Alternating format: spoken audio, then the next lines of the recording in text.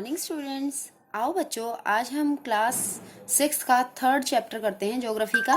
पृथ्वी की गतियां। पृथ्वी की गतियां यानी कि मोशंस ऑफ द अर्थ। पृथ्वी जो है किस प्रकार से गति करती है, जिसके कारण दिन रात बनते हैं, जिसके कारण जो है ऋतुएं बनती हैं, सीजन्स बनते हैं। ठीक है, इस लेसन को पढ़ने के बाद आपको इस बात की अच्छे से नॉलेज हो जाएगी बेटा कि जो दिन रात बनते हैं वो कैसे बनते हैं। देखो, सबसे पहले तो आपको ये पता होना चाहिए कि पृथ्वी की गति, पृथ्वी किस प्रकार से गति करती है। तो पृथ्वी की गति दो प्रकार की होती है। ठीक है, एक होती है घूर्ण। देखो, एक होती है घूर्ण और दूसरी होती है परिक्रमण। ठीक है, घूर्ण यानी कि रोटेशन, परिक्रमण यानी कि रेवोल्यूशन। ओके, देखो बेटे, जो मान लीजिए ये हमारा सूरज है और सूरज के जो है चारों तरफ क्या करती है पृथ्वी, चक्कर लगाती है। ये बात आप सब बच्चों को पता है। ठीक है, तो पृथ्वी कैसे चक्कर लगाती है? पृथ्वी दो प्रकार से चक्कर लगाती है, दो तरीके से पृथ्वी चक्कर लगाती है। जो पहले तो एक इस तरीके से बेटे कि यहां से चक्कर लगाएगी, या ये मान लो ये इसका अक्ष, ये इसकी जो है ये इसका कक्ष है। ठीक है, जिसको हम ऑर्बिटल कहते हैं, ऑर्बिट कहते हैं। तो ये ऑर्बिट है, ये इसका ऑर्बिट प्लान है ये पूरा। ठीक है, तो ये जो है ये अपने ऑर्बिट पर जो है इस तरीके से जब यूं चक्कर लगाती है, यूं यूं यूं, जब वहीं पर घूमती है बेटा, तो उसको हम क्या कहते हैं? उसको हम घूर्ण कहते हैं। ठीक है, जो यूं यूं यूं यूं घूमने की वजह से क्या बनते हैं, उसकी वजह से जो है बनते हैं दिन रात। ठीक है, ये जो चक्कर है ये एक ही जगह लगता है, ये इसलिए छोटा होता है। तो ये कितने समय में पूरा हो जाता है? 24 आवर्स में पूरा हो जाता है। जबकि बेटा ये दूसरा चक्कर जो है ये सूर्य के चारों ओर जो लगाती है, इतना बड़ा चक्कर, वो इस तरीके से घूमते हुए धीरे धीरे धीरे धीरे करके ये पूरा 1 साल में कंप्लीट करती है बेटा इस चक्कर को। और इस वाले चक्कर को, जो बड़े वाला चक्कर होता है, उसको हम क्या कहते हैं? उसको हम परिक्रमण कहते हैं। ठीक है, जो छोटा चक्कर उसके लिए छोटा शब्द घूर्ण, और जो बड़ा चक्कर है उसके लिए बड़ा शब्द परिक्रमण। ठीक है, परिक्रमण यानी कि रेवोल्यूशन। तो रेवोल्यूशन ये कितने टाइम में कंप्लीट करती है बेटा? जैसे मैंने बताया 1 साल में। तो हम 1 साल को क्या कहते हैं? नॉर्मली हम 1 साल को क्या कहते हैं? 365 दिन का 1 साल बोलते हैं, लेकिन 365 दिन का नहीं होता है एक्चुअल में। एक्चुअल में 1 साल कितने का होता है? 365 सही 1/4 दिन। तो एक दिन के अंदर आप कितने घंटे बताते हैं बेटे? 24 घंटे। ठीक है, तो जब हम 24/4 कितना हो गया? 4 छीक 24 यानी कि 6 घंटे। तो ये हर साल जैसे 365 सही 1/4 हम बात कर रहे हैं, तो ये 1/4 ये जो है 1/4 का मतलब क्या है? 6। तो 6 घंटे, 6 + 6 + 6, हर 4 साल के बाद, पहला साल, दूसरा साल, तीसरा साल, चौथा साल, हर 4 साल के बाद जो है जब ये 6 घंटे प्लस हो जाएंगे तो हमारे पास क्या बन जाएंगे? 24 घंटे बन जाएंगे। तो 24 घंटे का मतलब क्या होता है? एक दिन।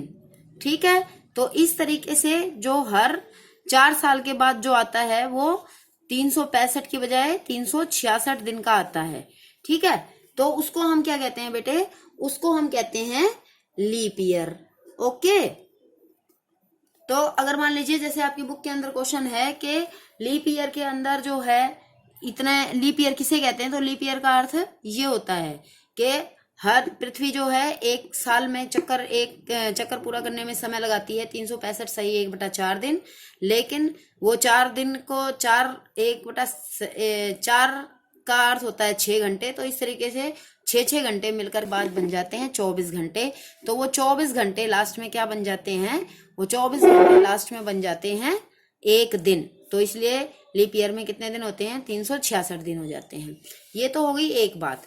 दूसरी बात बेटे, हमने बात बताई आपको कि घूर्ण के कारण किस प्रकार से जो है घूर्ण क्या होता है, रोटेशन क्या होता है? जब पृथ्वी एक ही जगह पर चक्कर लगाती है इस तरीके से। ठीक है, तो देखो जब पृथ्वी ऐसे चक्कर लगा रही है तो ऐसे ऐसे घूमती रहती है। ठीक है, एक ही जगह पे इस तरीके से घूमती रहती है पृथ्वी, जिसकी वजह से क्या होता है? जिसकी वजह से जो है सूर्य के चारों तरफ घूमने की वजह से जो है दिन रात बनते हैं। देखो, जैसे जो है इस तरीके से, देखो आपकी बुक में दिखा रखा है, ये आप डायग्राम से ही डायरेक्ट समझ सकते हो। देखो, पहले तो आप ये देख लीजिए एक बार, उसके बाद जो है आप समझना। देखो, हम नॉर्मली क्या कहते हैं? हम नॉर्मली ऐसे मानते हैं, हम नॉर्मली कहते हैं कि ऐसे होता है, ऐसे होती है एक मिनट, हम नॉर्मली मानते हैं कि ऐसे होती है पृथ्वी, ठीक है। बीच वाली रेखा को हम क्या कहते हैं बेटा, बीच वाली को हम कहते हैं विषुवत वृत्त, ठीक है, यानी कि इसको हम क्या कहते हैं, इक्वेटर, ठीक है। इसके बाद इसके ऊपर एक, इसके नीचे, ठीक है, दो रेखाएं होती हैं 23.5 डिग्री पर, पिछले लेसन में मैंने आपको समझाया था, याद है। उसके बाद क्या होता है, इसको हम कहते हैं कर्क रेखा, इसको हम कहते हैं मकर रेखा, ठीक है। इन दोनों को बीच से काटता है एक रेखा, वो किसका, ये कौन सा होता है हमारा उत्तरी ध्रुव, और ये हमारा दक्षिणी ध्रुव, ठीक है। तो इस तरीके से जो है दो होते हैं, ठीक है।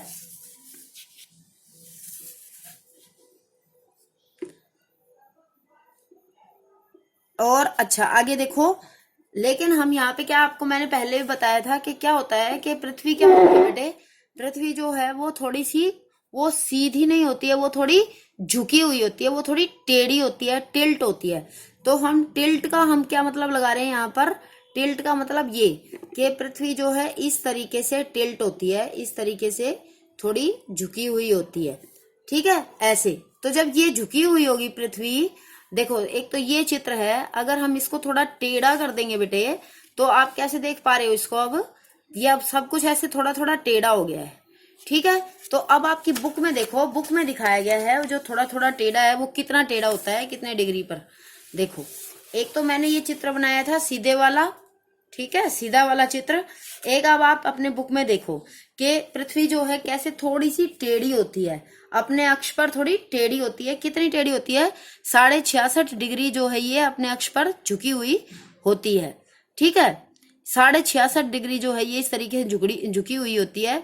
और ये ऐसे झुकी हुई होने के कारण क्या होता है बेटे, कि जब ये घूमती है तो ये इस तरीके से घूमती है, ठीक है। पृथ्वी कैसे घूमती है बच्चों, पृथ्वी घूमती है पश्चिम से पूर्व की ओर, यानी कि earth moves from west to east, okay, इस तरीके से घूमती है। और यहां से जैसे सूरज आ रहा है, तो सूरज के जिस तरफ जो है सूरज का प्रकाश जो है पृथ्वी पर पड़ता है, उस तरफ क्या होता है बेटे, उस तरफ दिन होता है। और जो दूसरी साइड जो बैक साइड होती है पृथ्वी की, उस तरफ यानी कि अर्थ की जो बैक साइड होती है उस तरफ क्या होता है, नाइट होती है, रात होता है, जैसे आप इस चित्र में देख पा रहे हो, ठीक है। इस तरीके से काम करता है कि ये जो है जो दिन रात हो जाता है, ये इसको क्या कहते हैं, ग्लोब पर ये वृत्त जो दिन और रात को विभाजित करता है उसको हम क्या कहते हैं, उसको हम कहते हैं ये प्रदीप्त व्रत, ठीक है।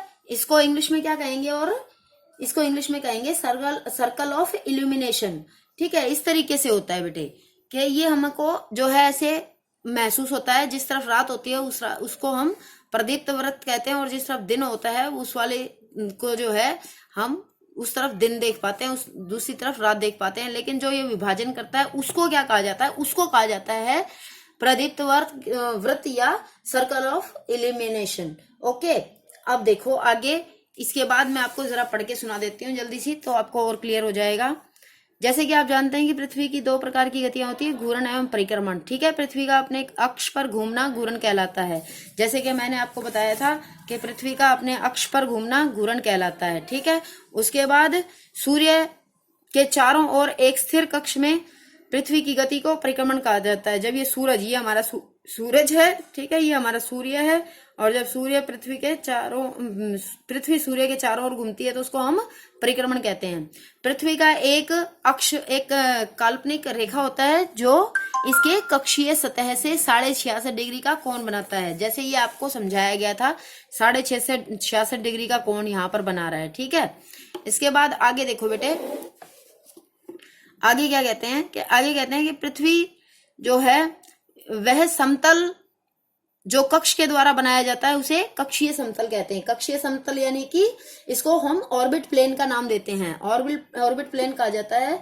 ये प्लेन क्या होता है आगे कि पृथ्वी सूर्य से प्रकाश प्राप्त करती है और पृथ्वी का आकार गोले के समान है, इसलिए एक समय में सिर्फ इसके आधे भाग पर ही सूर्य की रोशनी पड़ती है, ठीक है। अगर कोई चीज गोल होगी तो आप उसको रोशनी डालेंगे उसके ऊपर, अगर आप उसके ऊपर रोशनी डालेंगे, कोई गोल चीज होगी, तो गोल चीज के ऊपर अगर हम रोशनी डालेंगे यहाँ से, तो बेटा ये क्या होगा कि जो रोशनी है वो एक ही तरफ पड़ेगी। समझ रहे, यहाँ से हमने टॉर्च से रोशनी मारी तो ये एक ही तरफ पड़ेगी, तो जिधर की तरफ रोशनी पड़ेगी उधर की तरफ क्या होगा, उधर की तरफ डे होगा, और जिधर की तरफ रोशनी नहीं पड़ेगी उधर की तरफ क्या होगा, उधर की तरफ नाइट होगा, दिन, और दूसरी तरफ क्या होगा, रात होगी। ठीक है, तो सूर्य, ये रोशनी क्या है हमारी, ये रोशनी हमारी है सूर्य।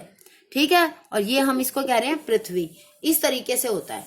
ठीक है, इसलिए एक समय में सिर्फ इसके आधे भाग पर ही सूर्य की रोशनी होती है। जैसे हमारे को चित्र 3.2 में बता रखा है डायग्राम में, सूर्य की ओर वाले भाग में दिन होता है, जबकि दूसरा भाग जो सूर्य से दूर होता है वहां पर रात होती है। ग्लोब पर वह वृत्त जो दिन तथा रात को विभाजित करता है उसे हम प्रदीप्त वृत्त कहते हैं। ये इसको हम क्या कहते हैं, circle of illumination. Okay, this circle does not कंसाइड, ये जो है क्या, ये जो यह वृत्त जो होता है वो अक्ष के साथ नहीं मिलता है, जैसे कि आप डायग्राम 3.2 में देख रहे हैं। ठीक है, ये इसके साथ मिक्स नहीं होता है, ये अलग अलग रहते हैं। इसके बाद पृथ्वी अपने अक्ष पर एक चक्कर पूरा करने में लगभग 24 घंटे का समय लेती है। जैसे कि मैंने आपको बताया था कि घूर्ण जो है, घूर्ण में कितना समय लगता है, ये इसका अक्ष है, ये यहाँ पर घूर्ण को में कितना समय लगता है, 24 घंटे। ठीक है, तो ये एक दिन में घूमती है। ठीक है, तो इसको हम क्या कहते हैं, दैनिक। दिन रात रोज होते हैं ना, तो इसको हम क्या कहते हैं, इसको हम कहते हैं दैनिक। ठीक है, यानी कि डेली मोशन इसका नाम होता है, दैनिक गति इसको हम कहते हैं। इसके बाद यह पृथ्वी की दैनिक गति है।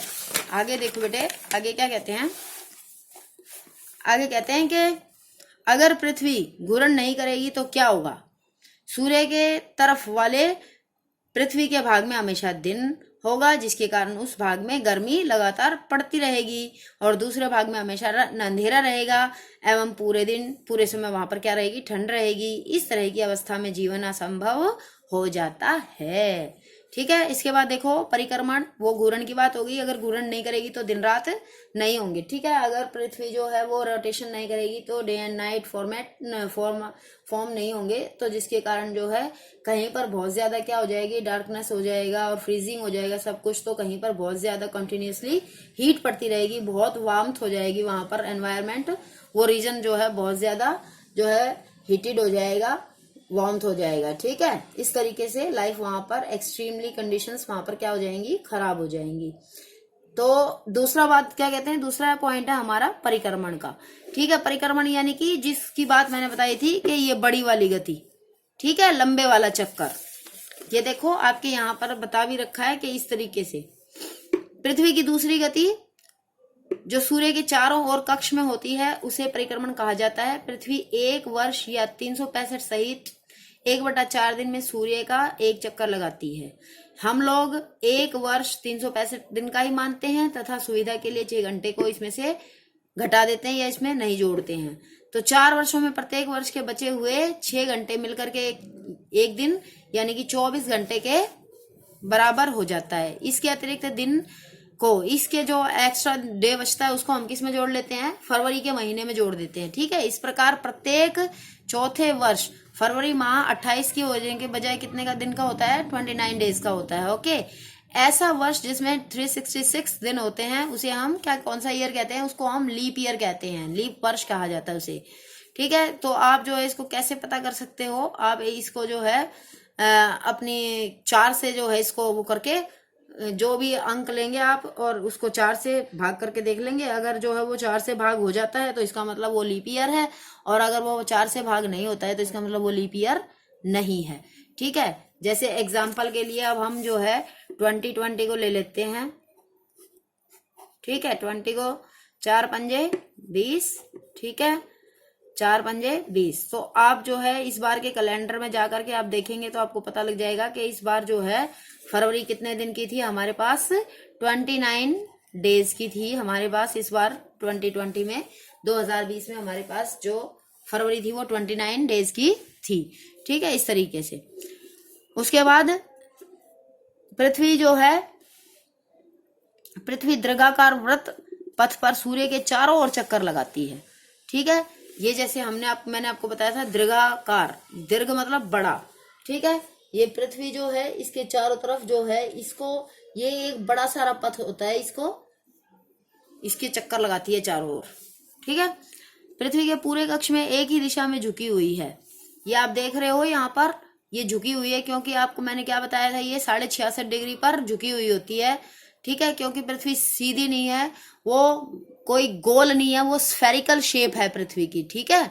वो थोड़ी चपटी है, अपने अक्ष की ओर झुकी हुई है। इस बात को बेटा आपको ध्यान रखना हमेशा, ओके।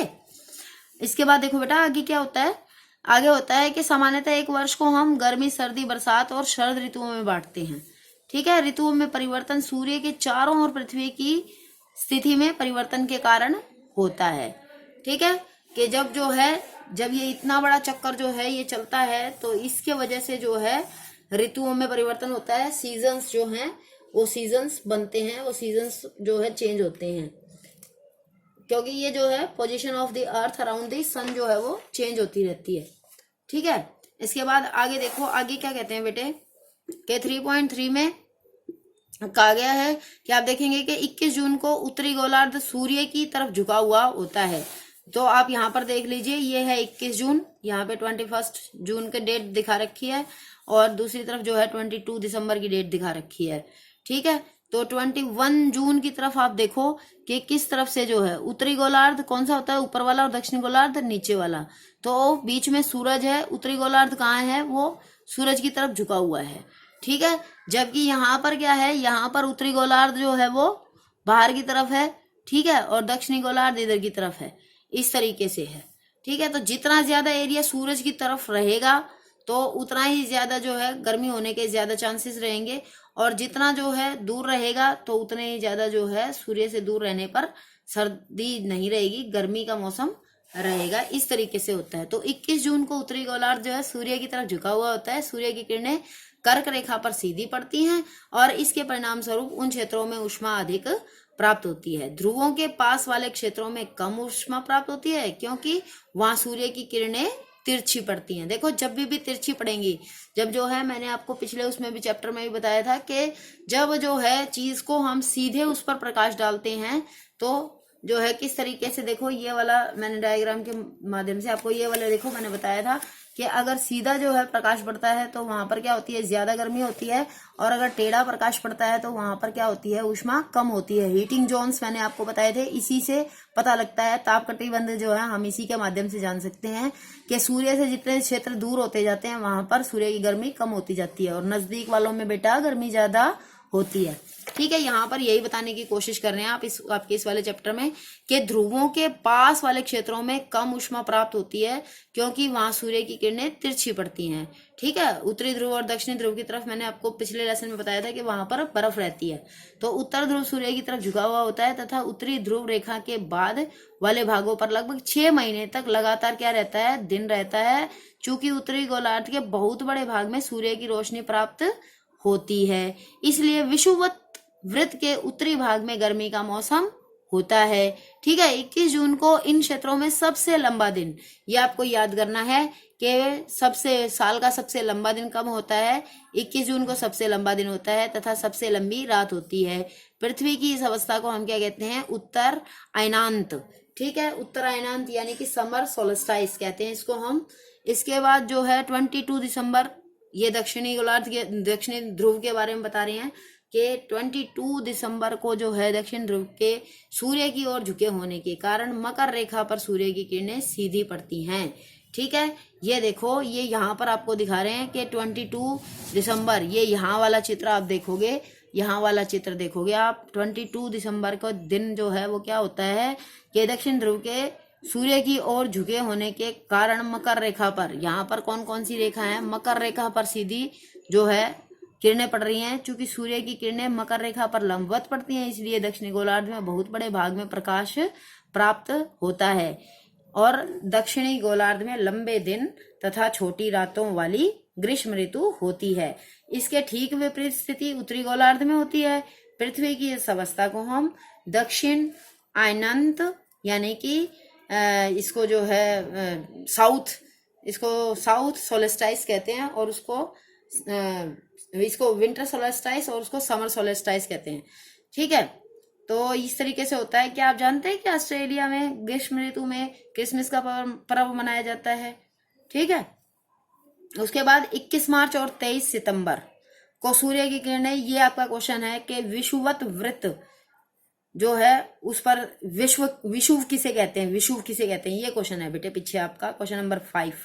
ठीक है, तो 21 मार्च और 23 सितंबर को सूर्य की किरणें जो हैं विषुवत वृत्त, जिसको हम इक्वेटर कह रहे हैं बार बार, विषुवत वृत्त पर सीधी पड़ती हैं। कब कब? 21 मार्च और 23 सितंबर को। इस अवस्था में कोई भी ध्रुव सूर्य की ओर नहीं झुका हुआ होता, इसलिए पूरी पृथ्वी पर दिन और रात बराबर होते हैं। तो 21 मार्च एंड 23 सितंबर को सूर्य किरणें सीधी कहाँ पर पड़ती हैं? इक्वेटर पर पड़ती हैं, जिसके कारण सूर्य किसी भी ध्रुव की तरफ झुका हुआ नहीं होता है और दिन और रात उस दिन बराबर होते हैं। उसे हम क्या कहते हैं? उसे विषुव कहा जाता है, यानी कि इक्विनॉक्स कहते हैं उसको, इंग्लिश में इक्विनॉक्स बोलते हैं। ओके, उसके बाद नेक्स्ट क्या कहता है कि 23 सितंबर को उत्तरी गोलार्ध में शरद ऋतु होती है, जबकि दक्षिणी गोलार्ध में क्या होता है? वसंत ऋतु होती है। 21 मार्च को स्थिति इसके विपरीत होती है, जबकि उत्तरी गोलार्ध में वसंत ऋतु और दक्षिणी गोलार्ध में शरद ऋतु होती है। इससे स्पष्ट होता है कि पृथ्वी के घूर्णन एवं परिक्रमण के कारण क्या बनते हैं? दिन और रात तथा ऋतुओं में परिवर्तन होता रहता है। आप इस डायग्राम को अपनी नोटबुक में बनाएंगे और अच्छे से इसमें पूरी सही तरीके से डेट डालेंगे। इसके अलावा बेटा आप इस डायग्राम को अपनी नोटबुक में बनाएंगे, इस डायग्राम को अपनी नोटबुक में बनाएंगे, साथ में जो है आप ये पूरा लेबलिंग करेंगे, इसको बताएंगे कि कहाँ पर जो है क्या चीज़ है, इसके नाम, इसके हेडिंग डालेंगे, टाइटल डालेंगे कि भाई ये क्या बनाया है आपने, पृथ्वी के अक्ष का झुकाव तथा कक्षीय समतल दिखाने के लिए। उसके बाद ये घूर्णन के कारण पृथ्वी पर दिन रात, ये आप डायग्राम्स बनाएंगे और इसको विद लेवलिंग कर लेंगे इसको। ठीक है, लेवल करके इसको जरूर रखेंगे। इस तरीके से ये जो लेसन हमारा कंप्लीट होता है और इसके क्वेश्चन आंसर आ जाते हैं। ठीक है, पृथ्वी की सूर्य के चारों ओर की गति को क्या कहा जाता है? परिक्रमण। सूर्य की सीधी किरणें विषुवत वृत्त पर किस दिन पड़ती हैं? 21 मार्च को। गर्मी में क्रिसमस का पर्व कहाँ पर मनाया जाता है? ऑस्ट्रेलिया में। जापान में ऋतुओं में परिवर्तन पृथ्वी की किस गति के कारण होता है? ऋतुओं में परिवर्तन होता है परिक्रमण के कारण। ओके, उसके बाद एक लीप ईयर में कितने दिन होते हैं? 366। पृथ्वी की प्रतिदिन की गति को हम क्या कहते हैं? घूर्णन कहते हैं। पृथ्वी की सूर्य के चारों ओर कक्षा में जो घूमता है उसको हम क्या कहते हैं? उसको हम कहते हैं परिक्रमण। ठीक है, उसके बाद 21 जून को सूर्य की किरणें कर्क रेखा पर सीधी पड़ती हैं। उसके बाद ऋतु में दिन छोटे होते हैं। किस ऋतु में? शीत ऋतु में दिन छोटे होते हैं।